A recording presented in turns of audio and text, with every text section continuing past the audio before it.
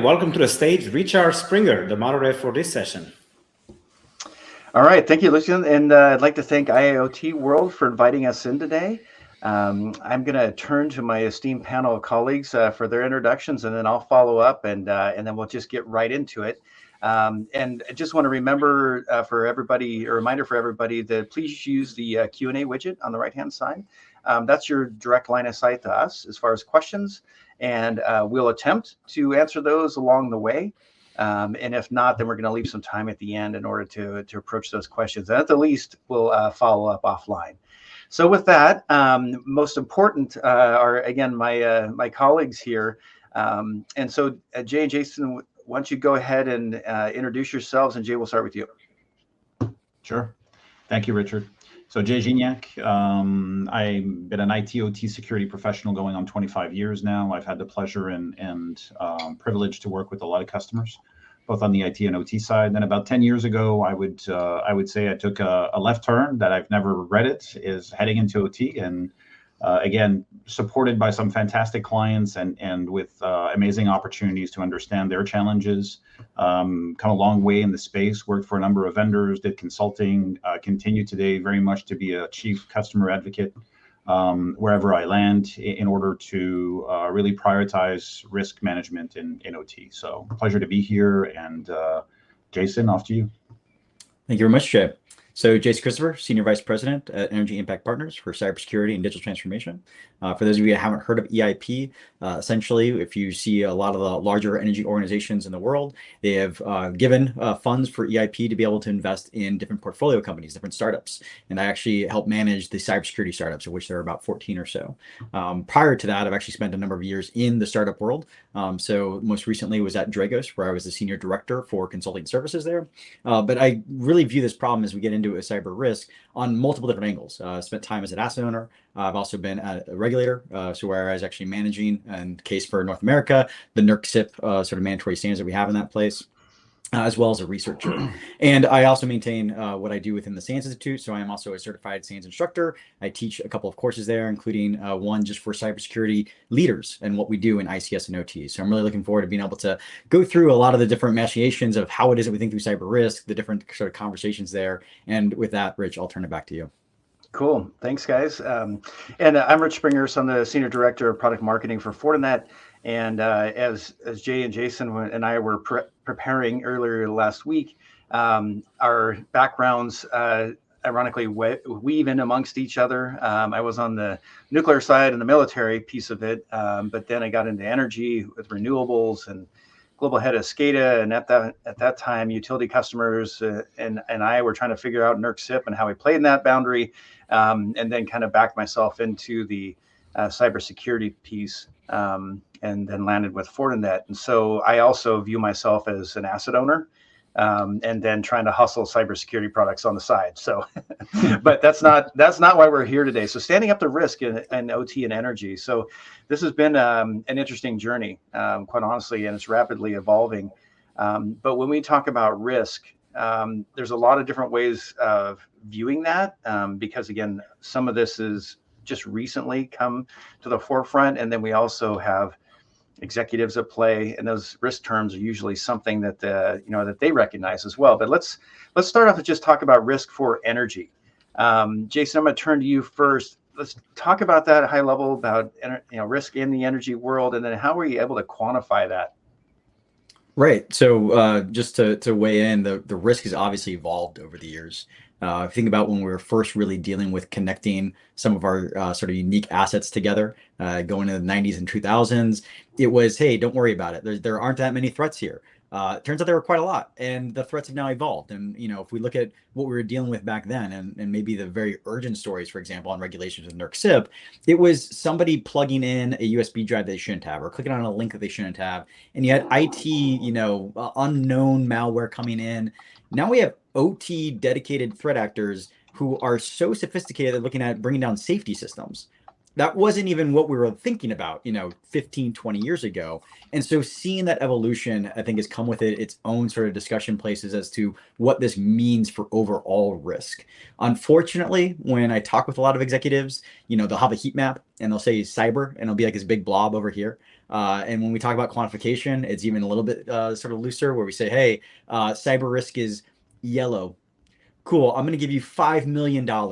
Is it going to be green? Nope, still yellow. 10 million, 100 million. Like, what's the number that goes from yellow to green? And I don't think that we've done a really good job of being able to communicate that yet as OT security leaders.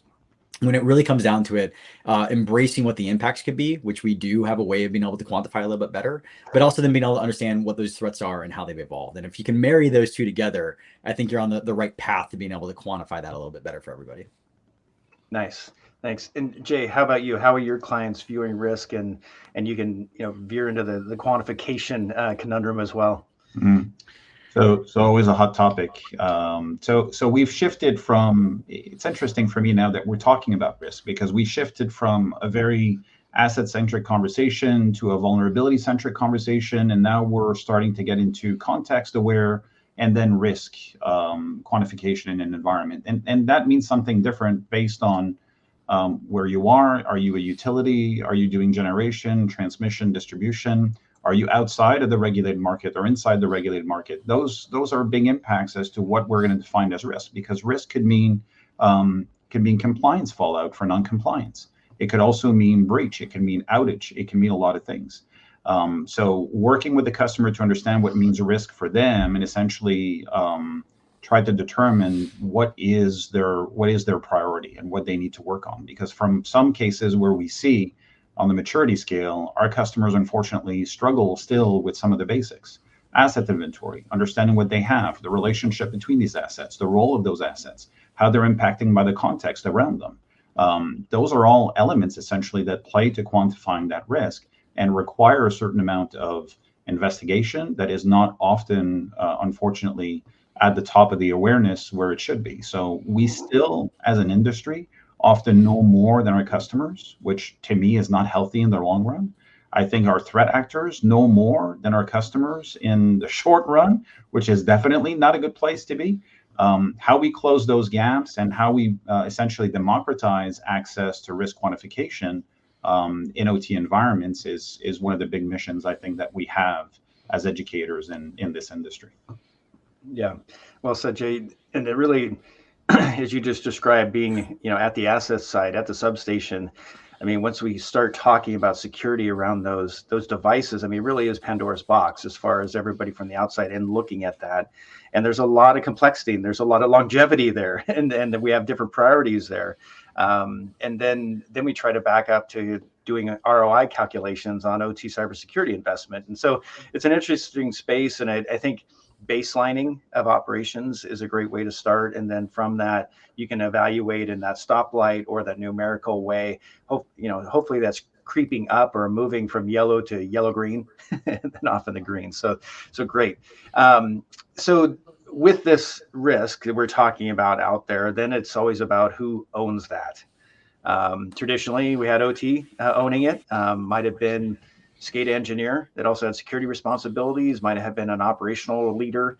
But as these risks have elevated, we've seen them elevate up towards the C-suite. So let's talk about the role of governance and who owns it in the organization. And, IT, is it OT? Is it IT and OT?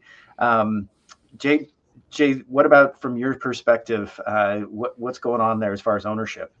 I'm glad I'm going first, because Jason can be a tough act to follow. So I think for me, if I observe throughout my career, even when I was still on the light side of things, I think organizations that are successful collaborate, and that means that essentially IT and OT both owe the responsibility of securing OT. One essentially cannot do a great job without having collaborations on both sides. I think culture is important.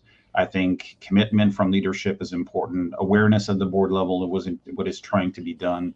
What the objectives are, defining the security program for both sides of the house, and essentially merging those together, because that's where you're going to see long-term investment and synergy, both from a security and compliance perspective. those are the realities. When you're creating your security plan, essentially, these are inputs. It's important that the actors know from both sides of the house what's at stake, because we can go over the different imperatives on both sides, but essentially they serve the same purpose. They need to protect their revenue generation and the critical components of their business, and ensure that there's good visibility and awareness on both sides of the house. So I would say both have that responsibility, and I would say OT has a responsibility to be a little more vocal, and IT to be a little more understanding at times. Sure. Jason, any thoughts on this? I just like how Jay kind of concluded it with like a marriage counseling tip, like, to bring these two together, you need to listen a little bit more. You need to be a little bit like this. And it's absolutely true. And I'll go back in time to when I first asked this question, my very first SCADA assistant deployment. This was, late 90s, early 2000s. And I asked the question, I said, well, who's taking care of cybersecurity? And without dropping any sign of sarcasm whatsoever, I was told, don't worry, Verizon has it covered. Because at the time we were installing Verizon GPRS modems, right? And it's not to call out like any one particular sort of discussion there, except for the OT people thought it was outsourced already to somebody else, right? There was already this inherent belief that by installing somebody else's product, it's secure. And we know that's no longer true. And so I think that you still find that in some areas today, so that the sort of cross-cutting of how it is that you talk between IT and OT is critically important. But Rich, I'd say to get to, who owns risk at the end of the day, what I've really, and this is going to be a weird statement to say out loud, what I've enjoyed about recent regulation discussions has been sort of like the SEC discussions of, it's going to be the board, it's going to be the CEO. Like that is where the buck ultimately stops. And so we started seeing now some boards become, I'd say, a little bit more ICS and OT aware. They're not going to be experts, and nobody should expect them to be, right? They're experts in their domain, but they understand what a bad day looks like. And if we can now start having that conversation, not just between IT and OT, but also the audit committee that reports to the board, or somebody else that has that sort of overall discussion about what risk really means, then I think you're going to find a lot of value. So the buck stops at the CEO. And for CEOs to hear that sometimes is a little bit, squeamish, because they think they've taken care of this problem. They don't expect somebody to say, don't worry, Verizon has it covered, when that's not how this whole thing works.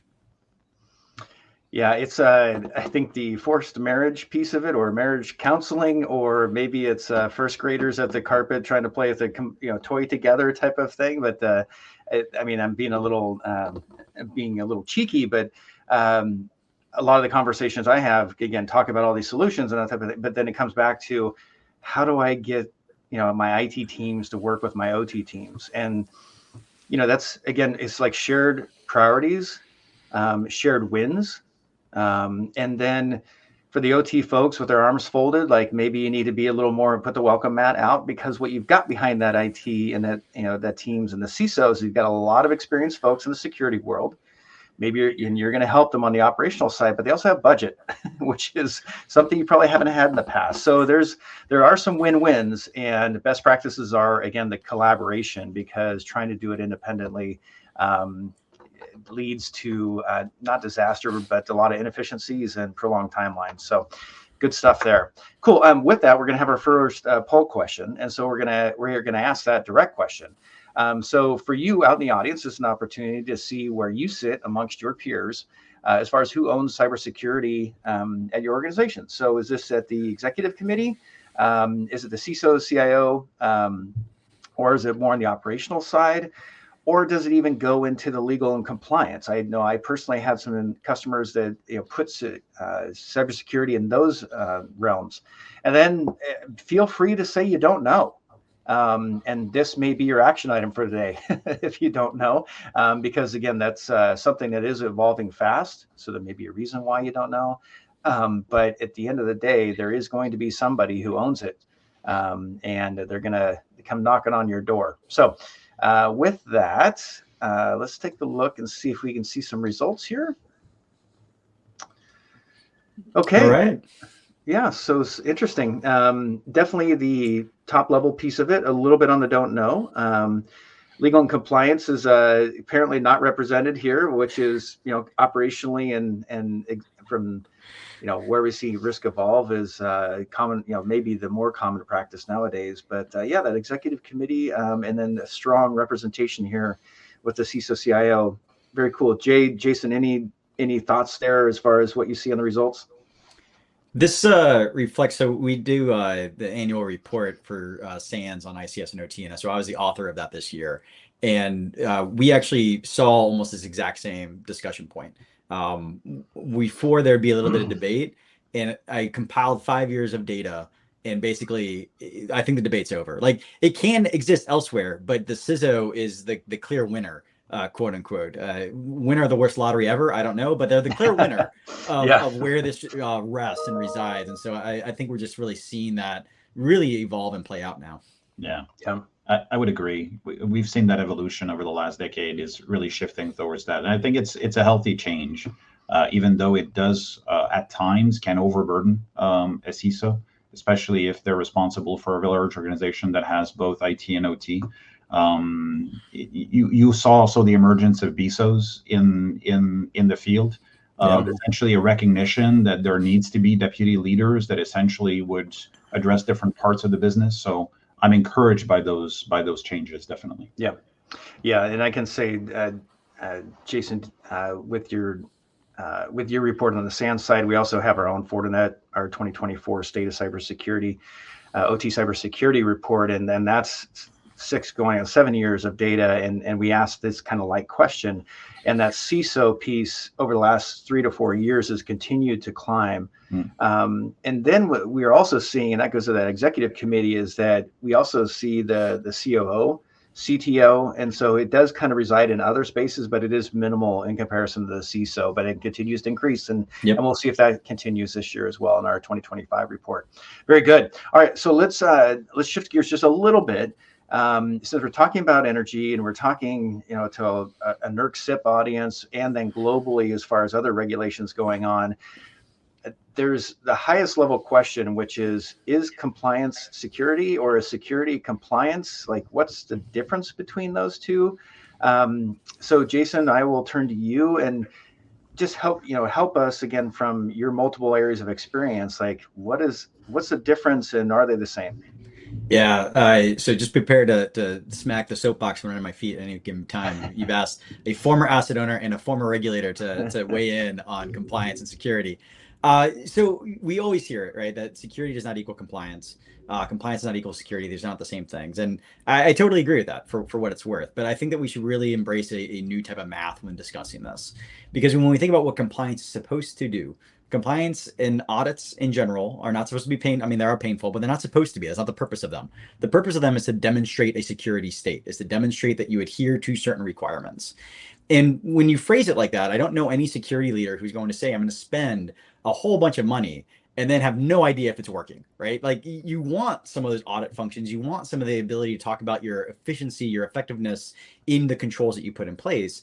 And so it's really about putting compliance and security together. Like again, the same thing as the IT and OT. We're talking about more marriages here. But if I can get security and compliance working together and don't see them as adversaries, but see them as a way to complement one another, so that not only am I putting really good segmentation in place, but I can demonstrate to somebody that the segmentation is working, that by itself is worthwhile. And so when I think about this overall problem, it's combining these two, right? The math is different. It's not this does not equal. It's that this plus this is something magical if we can do it together. Yeah, I think Jason is right on, and I think that what's interesting to correlate from that is if you look at regulated industries versus unregulated industries, you see a very large gap in terms of security posture. So compliance does work. It does make the enterprise more secure. Does it do everything that it needs to do? No. And the standard should never be the driver towards better posture. We can't just depend on being compliant in order to ensure that we have a healthy understanding of the risk vectors and how we manage those. But definitely supporting Jason's argument that they need to work together. There are ways to do both. They're not mutually exclusive. If we look at one of the major pieces of conversation that we have with some of our customers, it's tool consolidation. It's understanding essentially how they can get to meet both objectives by having better skill set, more education, more awareness building, safety culture, and essentially investing in tooling that meets all the requirements, not just part of the requirements. So working in isolation and saying, well, I have my budget, I'm going to go out and buy this solution that makes me compliant, and it plays no favors towards the security side, may not be the way to continue doing things in order to ensure that we're not always lagging versus threat actors. I think that essentially there's a lot of things that need to go right for us to have a good security posture and a healthy ability to recover. One of those things is this: we need to have compliance and security working together. Actually, Jay, one of the things that you just said sort of reminded me, because pulling that thread for something that covers more than just the requirement, right? That allows you to complement the security. I've also seen it where, unfortunately, when we look at compliance programs and how big they can become, you may have certain, and I'll use NERC CIP just, and folks want to talk about other standards, we totally can. But if you say, oh, I am the NERC CIP 5 person, or I am the NERC CIP 7 person, and you have those requirements under you, you may not understand that you can get optimization by blending some of those together and getting those optimizations. So it's not just within the security to compliance concept, but even internal to compliance, because we silo everything out. If you could start seeing things across, you can start actually getting a lot more maximization and efficiency out of your program and your tools. Yeah, 100%. Yeah. So there's a couple different things, and all the way in, I just was, compliance is a subset of your security program, right? And that slice of the pie in the pie chart of your cyber existence, based on industry, based on region, that slice of the pie might be fairly large. But Jay, to your point, is like there is this. It's almost looking in the rearview mirror, like how well have we done? But to your point, the shifting sands of cybersecurity means you need to be looking through the windshield, right? So and that's where your compliance program likely doesn't look at, right? So that's where the security aspect is. But I think the real takeaway here is Jason's contradiction of terms that audits aren't supposed to be painful. I think we've got that recorded, but it sounds like a true auditor speaking there. Not supposed to be. I didn't say they weren't. There's not supposed to be. Yeah, exactly right. All right, so let's give a little perspective here. We're obviously here for an Energy Day, and I'll tell you my personal experience is coming out of that realm, being the global head of SCADA, working with energy utilities and private energy companies. Once I got out and saw the rest of the world of energy and all the other verticals, and saw how the monolith of NERC CIP was so huge in comparison to really no regulations. It was really interesting. So I'm going to ask both of you to talk about like your experiences outside, just to get perspective for our primarily energy audience here. It's like, tell us about like manufacturing is top of the targeted list right now. And this goes back to it's largely unregulated, and where are they in their compliance piece of it? But yeah, let's just use our background of experiences to help give reference to that. And then just talk about how we could see, other, possibly regulations coming to form in this space. So with that, Jay, I'll turn to you first. Yeah, sure. Thank you. So drawing lessons from outside, certainly, I think one of the big differences is the drivers, right? So obviously we care about uptime, we care about safety, and to a certain degree, we care about integrity in the OT side of things. However, not having a driver behind those essentially to force the adoption, and I hate to use the word force, but if we look at the way that things have evolved, what has really spurred manufacturing and other environments to act? So incidents, breaches, near misses, supply chain compromise, even financial or I would say commercial penalties, or the inability to do business with a business partner, has what has driven the adoption of security measures in manufacturing or non-regulated environments. The unfortunate nature of that means that we are definitely lagging versus what the market requirements are. And what I mean by requirements is essentially the threat landscape and the ability essentially to democratize attack skill set against the OT environment. So security by obscurity was a thing. It was working. OT was relatively safe by the fact that the skill set was not available to attack these environments.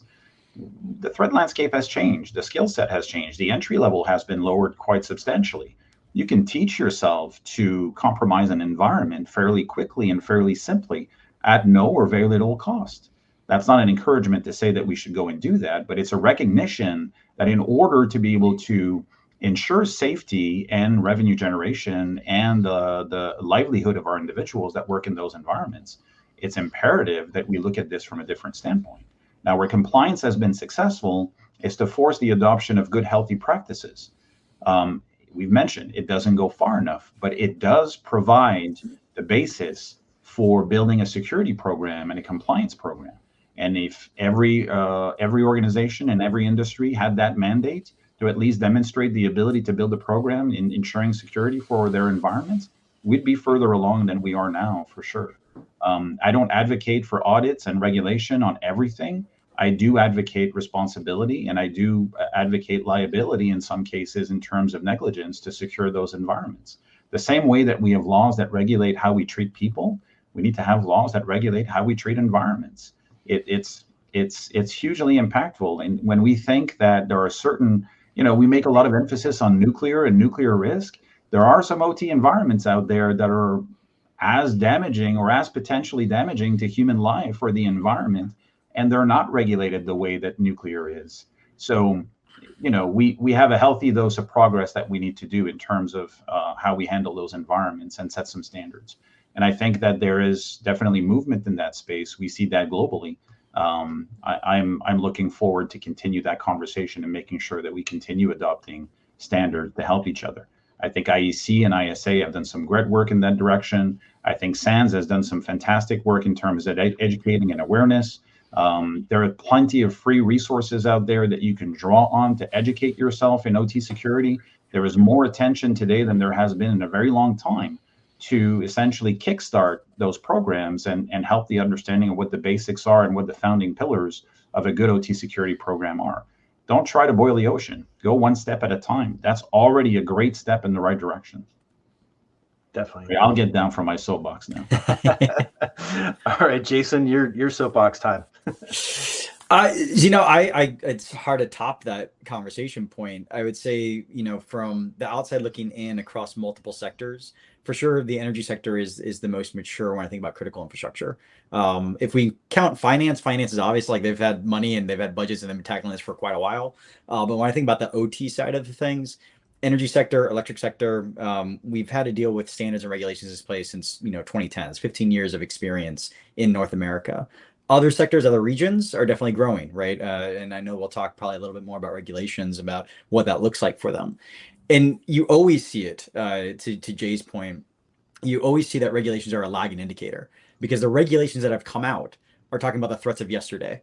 You don't want, crystal ball, precognition, auditors going out there to tell you about future threats. They can only talk about the things that they have immediately seen and done. A really good example is for those of you who have taken care of pipelines, gas pipelines here in the United States. In the response to the Colonial Pipeline, that is where TSA Security Directive 2 came out, was being able to look at those exact threats and saying, okay, we need to protect against ransomware. We need to be able to look at that ransomware problem. And when we think about that overall, that's the primary threat that a lot of folks are mostly concerned about. And when we think about what regulations are preventing for, it's preventing for, again, things that we've seen, like ransomware. Does that mean it's going to help us with the advanced threats to sort of the commentary earlier of constantly evolving? Here's the next latest and greatest threat out there.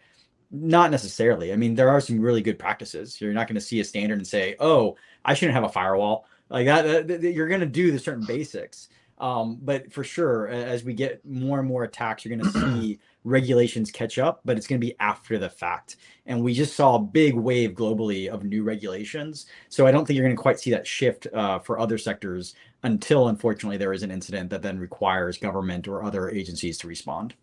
Yeah. And if just going back to the pipeline situation with TSA, I mean, the thing that caught my eye was the first comments was, we need to do something.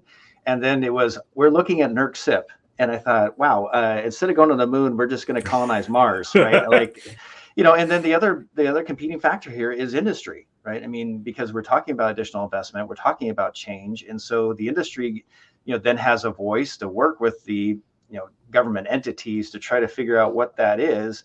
That takes time. And fortunately with NERC CIP, there's a lot of lessons to be learned for those other verticals. So anyway, hopefully that learning is going on, and that common denominator is going to kind of lift all ships, as they say. So we've already touched upon regulations. we've seen a lot of change, in how can I say it, government disposition, and then regionally, we've got NIS2 in the EU going on with countries adopting those guidelines. We see penalties associated with those, which were a big driver of NERC-CIP. We see emergent things coming out of Australia, out of Singapore, and we've seen a lot of infrastructure attacks going on, and specifically in the Pacific Rim here as recently. So a lot of movement in here, a lot of exposing of where we haven't had good defense in times past. But where we see this going, and Jason, again, you have a great perspective with SANS and just your personal experiences again, but how are we going to embrace these regulations as they're given to us, and we have to abide by them, but how do we take our security policies and work in front of that or build on top of those regulations? What's been your experience here? I think if we want to talk about the security program of the future, you actually have to look back a couple of years ago. 2022 was actually the most active year for ICS OT cyber regulations globally ever. Like, we have not seen anything like that before, and maybe we'll see it after, I don't know. But like right now we're at the peak. And if you think about things where we have experience like NERC-CIP, I could tell you with a little bit, like, now looking back, what a security program for utility looks like today if I looked at the standards back in 2010, because those sort of requirements have driven a lot of where the investment is, a lot of where the security tools are. And so again, that's where you're always going to see regulation pushing that. Now, the good thing is, if we want to talk about the good news on regulation, the good thing is that most regulations are, I'd say, about 70%, 80% the same. What's different is the terminology. Right. So you're not going to open one up and be like, again, like, oh, I'm supposed to have a firewall. Nobody told me I was supposed to have a firewall. Like, they all say segmentation. They just may use different terms, zones, conduits, whatever the nomenclature that they use, it's talking about the same thing. And so there's no smoking gun on if you pick up one standard or one regulation that you're going to have a leg up on another one. They're all relatively equal in those senses. What you're going to get is a different sense of community, the different asset owners that are with you on this journey together, different terminology that you have to use with your vendors. But by and large, we're roughly talking about a lot of the same stuff. And so if we keep that lens on it, then this was just a natural progression. What's going to really change, and what's really going to be, I'd say, making us drive towards the program over the next 10 years are those common requirements, things like risk management, which you really haven't seen before, incident response, we've seen before, but now we have to do mandatory reporting to government agencies. We never had to do that before, right? So there are multiple things that you can see as commonalities that across the board we're all doing for the first time. Once we see more lessons learned out of that, then I'd say, the regulations of 2030 are probably going to be extremely interesting, because we're going to have a whole lot more incident response data, risk management data, incidents that have taken place, and that's going to drive the next wave. But right now, if you're not familiar with those standards, get on top of the things that have happened over the past 3 years, and that will tell you where you're going to be driving yourself for the next 10 or so. Good point. Jay, thoughts there? Yeah. Again, tough act to follow. There's a lot of good content there. So I think one of the areas that we have to pay attention is, I think we all agree essentially that regulation is required to move the ball forward. How far you go and by which means do you apply, and how do you penalize the ones that are essentially failing their compliance or they're not following regulations. So I think those are good arguments to have, and there's certainly advocates for the stick and there's advocates for the carrot, but unfortunately, we've seen that the stick is kind of required at times. So applicability to me is a big challenge, and applicability to different size organization, different maturity levels, different level of impact is important. CIP7, if we're looking at NERC-CIP, CIP7 is still the most violated standard today. Why? Because patching is hard. Because getting all that information and essentially doing the quality level that you need to have and having a healthy program that helps you manage your patching, it's challenging. Skill set, individuals, essentially vendor mix, generational mix of product, end of support, end of life. There's a lot of things that you need to watch and you need to be aware of. And sourcing that information is hard. And maintaining that information is hard. So can we as an industry, can we as regulators help our customer base understand essentially the tools or the processes, the education that they need to receive in order to maybe adjust the way that we comply or the way that we effectuate the work that needs to be done in order to reach the level of compliance that we're trying to attain. So I think if you look at NIS2, the applicability of NIS2 in Europe is going to be interesting to watch, as each country is struggling with application and regulation and their interpretation of the standard and so on. We see local efforts. CRITIS or CRITIS in Germany is very strong efforts towards regulating OT and essentially providing standards. So there has been a very healthy push, I think, in the right direction. And I agree with Jason that the standards are just going to keep evolving. We have a new player into the mix. How is AI going to help with or hinder? And I know we were holding back and maybe mentioning those two letters together, but it's a reality. We see that being applied in our assessment practice today in terms of helping customer achieve results faster and getting better information or increasing efficiency. Those tools are there, and essentially, I think that they need to be inserted in regulation somewhere to understand how they are used and for what purpose. And that brings a whole new dimension of ethics and application of those, I would say, cheats in those environments. There's something to learn from education maybe here to a certain extent, but yeah, very dynamic space. Whoever says that OT is static and boring has never worked in the space for sure. No doubt.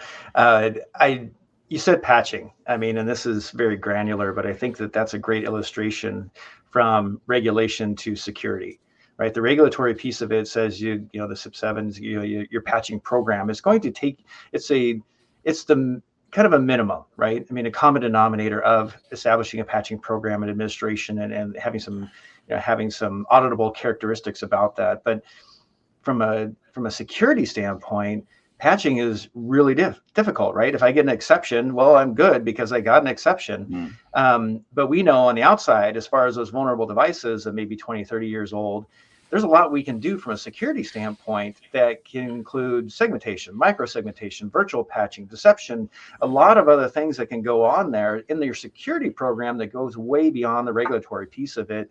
And that's where how much risk am I mitigating with the regulation and how much more can I mitigate with a more advanced security program that I've developed internally. And again, we're looking through this with the energy piece of it, where on the manufacturing, it's all based on internal policy, right? So it's an interesting mix of things here. So speaking of risk and how to quantify, we're going to pull up our second poll question here. And it's not really the how, it's kind of where are we in the process. So risk reporting, quantification of risk, is this something that is second nature, which is answer number one, or are we still working on that, right? And this may be, again, the executives coming to us, asking about it, and we're noodling on that. And then number three, we just haven't got there yet, but we know it's coming. And then four, there's just, nobody's really knocking on the door, nobody's really talking about it.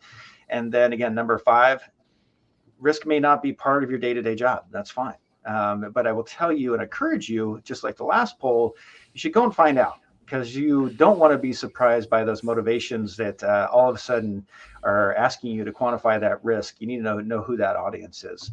So with that, let's go ahead and take a look at our results here and see where we're going on.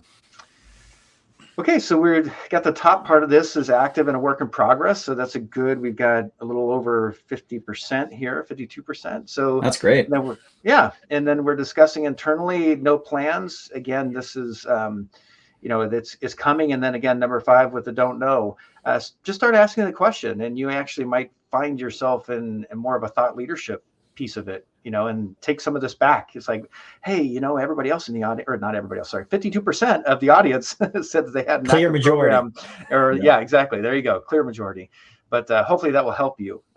Again, not only find out, but then help maybe motivate that conversation. So cool. Let's keep going on. I said how, which was not the poll question, but this next question is going to talk about it. Jay, you mentioned carrot and stick. Some of the things are quite obvious in the NERC SIP world. And then again, with the fines associated with NIS2, that's the stick part of it. The carrot piece of it is, again, the ease of audits, as Jason talked about as his time as a regulator. But so Jason, I am going to turn to you first about, you got your regulations, they're written down. How do we, do that? But let's talk about other things that go into the risk calculus. So again, that CISO that's coming from the IT background, maybe fluent in enterprise cyber risk. But what are the things that we need to take in consideration that are the same or exceptional in the OT space? Is that Jay or Jason? It was Jason. Yeah. Oh, sorry. all right. Yeah. So yeah, I think as we start to think about the evolution of this, it really, I'll go back to like the SEC discussion just for a moment, because and I know there's a comment that we had in the Q&A regarding, well, what about, the board being more than aware? And it's not that, the board, I think, needs to have a technical person. As a matter of fact, I would probably argue that you need to have a more business-oriented CISO in many cases. I think that we are flush with technical conversations. I think that we could have technical conversations in cybersecurity all day long, where we end up losing a lot of our budget conversations, a lot of our overall control in some of these discussions when we talk about elevating risk is the business case. What are these business cases and what does that mean to us? And when we think about where we've seen that really be successful, that would be leaning in on safety culture, right? The elements of safety, as Jay sort of mentioned before, we know what that looks like. We know what good cultures and good programs look like because we have examples in industrials. And when I want to see that elevation piece happen, that culture needs to be aligned. There needs to be a conversation around safety for sure, right? Cyber safety, as a analogy, is one of the things we talk about in the SANS ICS 418, which is our leadership course, because we know what it means to say, oh, I've got a safety moment before every meeting. Sorry, now this is my soapbox. When was the last time anybody gave a cybersecurity minute in the beginning of their meetings, right? When is the last time you said the last cybersecurity incident was, and you have a placard either at the facility or an intranet page dedicated towards it? We have all of that from safety, and we know what it looks like because we've been doing good safety culture for the past 30 or 40 years. It's going to take us time to do it for cybersecurity. We're not a 30, 40-year-old sort of, I'd say, focal point for the budget. But we can get there. We know what good looks like. So let's emulate what good looks like and be able to continue with that. We want to do the further elevation of the role. We want to do an additional culture conversation. It's not just going to be about technologies. It's going to be about the people and making sure that we've got that all in place as well.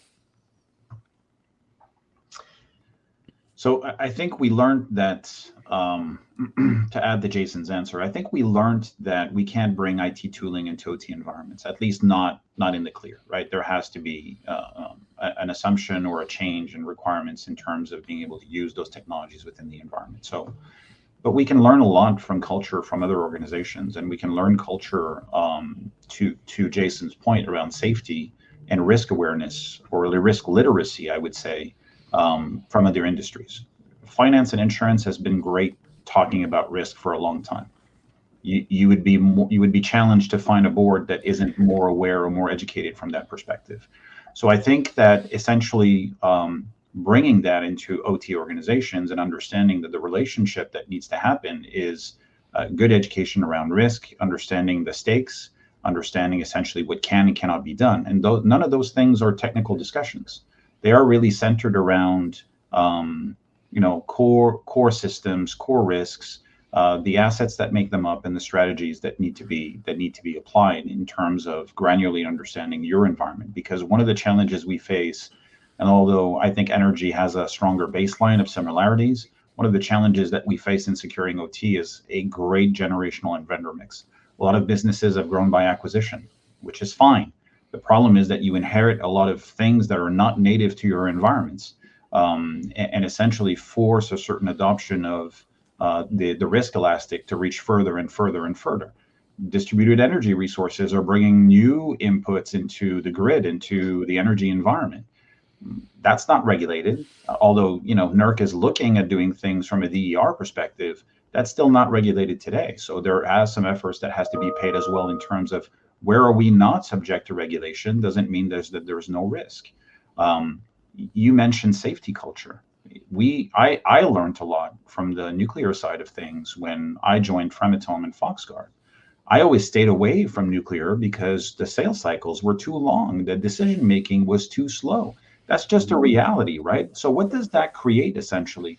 It creates an environment or different areas of the market that are less attractive to vendors or service providers, and therefore they're not as supported or educated as other environments. it's unfortunate that there's less, I would say, tooling or support that's available in those environments, but there's great lessons to be learned because they've compensated with extremely strong safety cultures. What's a good thing that we can learn from a healthy safety culture? Reporting without risk of blame, right? So whistleblowers need to be protected. There has to be an environment where risk can be reported without risk of negative consequences. Proactive risk management by accountability and responsibility. If you see something, say something. That's very much part of a healthy safety culture. And you take accountability and ownership in taking action and, making a change. And essentially that emphasizes that humans matter in this equation greatly. Human behavior is one of the great things that we can influence positively without spending a dollar on technology. So there is different ways of addressing this. And I think that most importantly, there has to be a recognition that if we've been talking about defense in depth for a very long time, but we can advocate for a combined arms approach to solving our problems. There is not one tool that does everything. There is not one position or person that will solve all problems. It is teamwork. It is very much a team sport, and with recognition of understanding how those tools serve your business and serve your security objectives, and not to belabor the point, but your compliance objectives as well. There's a better way to do things, and it's not always easy, mind you, but very good lessons that we can learn from a lot of industries on how to bring this into OT. Without saying essentially that this devaluates what we're trying to do from an OT perspective. It's not because the idea comes from elsewhere that we can't apply it here or that can't bring value. Yeah, Jay, I think we've drank the nuclear Kool-Aid together, and so there's some exceptional niche things in there. But you talk about the culture, that type of thing. So the nuclear industry is very unique in that situation. Again, talking about energy and NERC-CIP and how that's brought a compliance culture and the safety beyond that, and then talking about the safety part.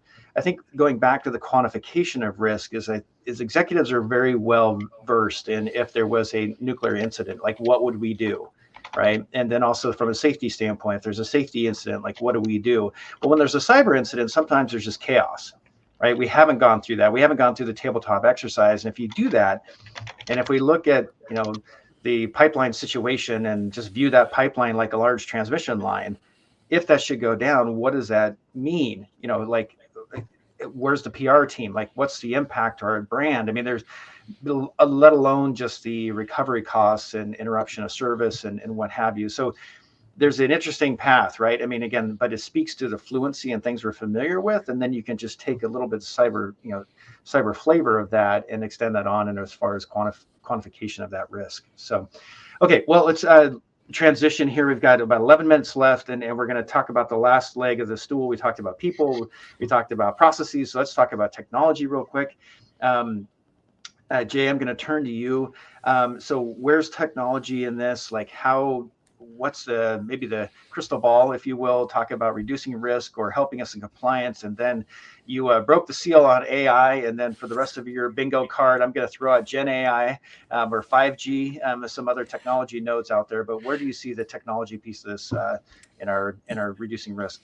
Yeah, well, always an interesting topic because there is essentially so much out there. And I think that one of the first hurdles that we have to cross is education and awareness of what's available, right? We're still doing things in some ways because of the OEM partners that we have, because of the legacy or generational gap that we have with some of our assets.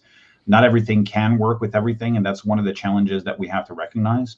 But again, we've done great strides in essentially building tooling or solutions that take that into consideration. So we see a shift from someone trying to do everything towards being very much integration minded. Integration-based discovery is a thing that we've come across over the last couple of years. No longer are we trying to discover everything on our own within an environment. We take into acknowledgement that there is a context of the environment, and essentially there's a lot of very useful and important data that lives in the environment already. So it's a question of making it accessible and bringing it into tooling. So I think one of the major hurdles that we need to cross is that education piece. From a technology capability perspective, be respectful of the environment. I think that that's always one of the golden rules. Same thing in health as we have in OT. First, do no harm. Please do not lie or misrepresent your technology when it comes to what it can do for a customer. One of the worst things you can do with a customer is essentially lead them down the wrong path, making them feel more secure than they are. I think that we saw that with a lot of, I would say, flexible messaging that we've seen in the past from intrusion detection systems, that essentially you can solve everything if you have an IDS in place. Hey, no, you can't. And I'm not biting the hand that fed me for a long time in my career, but essentially, I think we have a responsibility to help the customer understand that there are some limitations to technology, and no one tool can do everything, and might be limited actually by the operational constraints that you have or your governance. The big debate of active versus passive is still going on. We're 10 years, 12 years in, and Jason mentioned 15 years of talking about securing these environments and building regulation around it. We're still struggling with the basics. There is a better way to do things, and I think that there is an underinvestment right now into education, awareness, capabilities in most of the organizations that we face today. And although I'm happy to be an educator, and we work very strongly and closely with our customers to build the baseline of knowledge, I would like to get to a point where that baseline across the board is much higher than it is today. So I think that there are a number of things that we have to look at. There's a lot of ways that you can essentially build a lot of value into your program very quickly. You start with the fundamentals, do assessments, do them regularly, assess your controls, compare how compliance and security can have similar objectives or similar results. There's a lot of things that we can do, I think, that will leverage some better ways of doing things. And essentially, automation is one of the things that we left out, but you talked about AI. There's tremendous automation gains that can be done from an AI perspective. I talk about AI in my team in terms of addressing customer needs. As a seller or as a sales engineer, how can you support your customer better? What are some of the things that you can leverage in order to get you in front of the right person to essentially provide the right messaging? If we can use those tools for commercial aspects, we can certainly use those tools for security applicability. And our own professional services practice has spent a lot of time and investment in terms of developing that tooling to support the vast diversity that we find into an environment, and summarize the time that it takes to do some of the, I would say, more labor intensive or low value work that we need to go through, parsing documents and those kind of things. It's a great accelerator. What does that translate into? A lower bill for the customer, because I'm not billing as many hours, essentially doing some of the things that doesn't make sense for them to do that. At the same time, they wouldn't want to hire a person to parse those things. That's part of some of the challenges that they have. So I think that I'll leave that off so Jason has some time to talk. We're running on time. Yep, Jason, go ahead. Oh, it's my turn to say a tough act to follow. Well, one, I guess more hilariously, some of the marketing material I've seen around AI for our sector, I'm going to introduce everybody to a new acronym that I just learned, AIIoT, which makes me feel like I'm at like Wheel of Fortune trying to buy a vowel. It's definitely gotten a little bit off the rails here when we talk about just stringing terms together. But AI does have its advantages, right? So, within my role at EIP, I'm lucky on two ends. One, I get to advise, these 14 awesome startup companies that are doing something within the energy space for cybersecurity. And they all have got some sort of blend about what does it have to do with AI now? Because it's almost being asked in every executive conversation, like CEOs, I should say. CEOs want AI. The other C-suites may be like, what do we do with this? But the CEOs really, really want it. And so you're going to see that come out of almost every vendor going forward in this space, because there have been enough executive conversations that are leading it down that road. Interestingly, when we think about it from either an AI perspective, overall technology in general, I'd say that when we think about ICS and OT, there are two general models that we see for security. Either it's owned by the business unit and facility, and it's a small facility, maybe somewhere out geographically isolated, right? We don't typically have factories in the middle of a major metropolitan city. And so when we think about the workforce constraints for that type of model, it's very difficult, right? You're hiring from the community, from the town that you live in, and you have to train somebody in ICS cybersecurity. You hope that they don't go somewhere else to be able to make a bigger salary somewhere else in the city. And so you're really resource locked in some of those cases. And you're always going to be focusing on education. You have to. You have to be able to prime that pump to make sure that person is the best at what it is that they do. Technology can help offset that, right? There are some really good technology advantages you can get by putting in a new tool, either that they learn something, because a lot of vendors will provide training with that, or that they need to be able to deploy the technology that maybe has AI that will allow them to understand something a little bit better. So that's model one, and that one's a little bit difficult, but we can see some technology advantages there. The other model that we see, for example, in utilities and energy sector a lot is more of a federated model.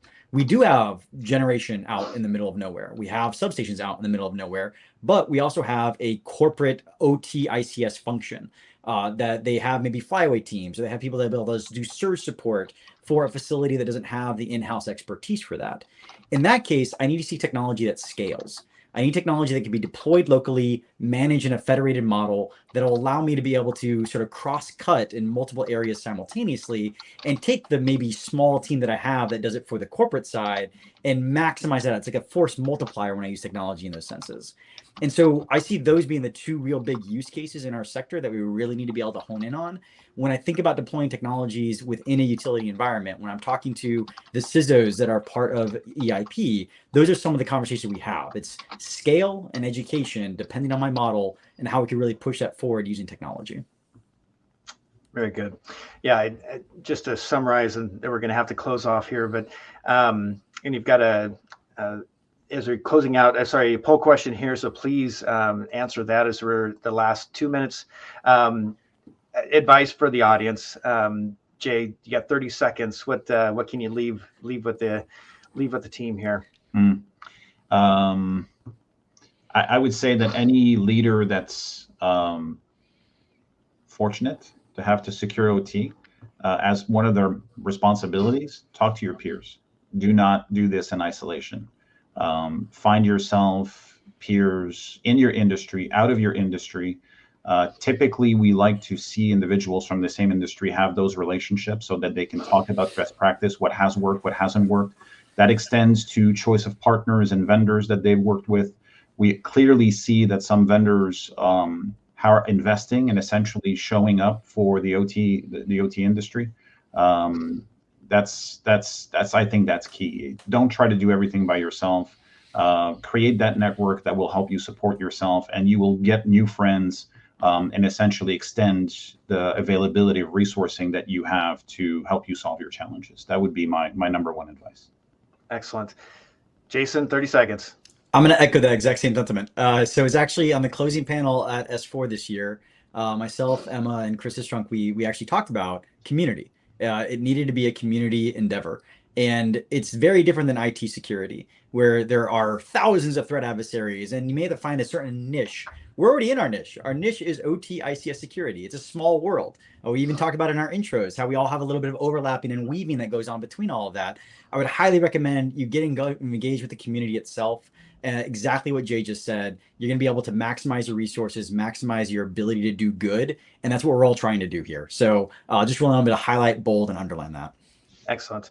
Well, gentlemen, thank you so much. And IoT World, thank you as well. This has been a great opportunity. Again, I've got some takeaways myself, and then hopefully, again, we're building the village and raising the community of OT awareness and getting and trying to mitigate that OT risk. So thank you, gentlemen, so much. And for the rest of you out there, be safe and be cyber safe. Thank you so much. Thank you. Thank you. A pleasure.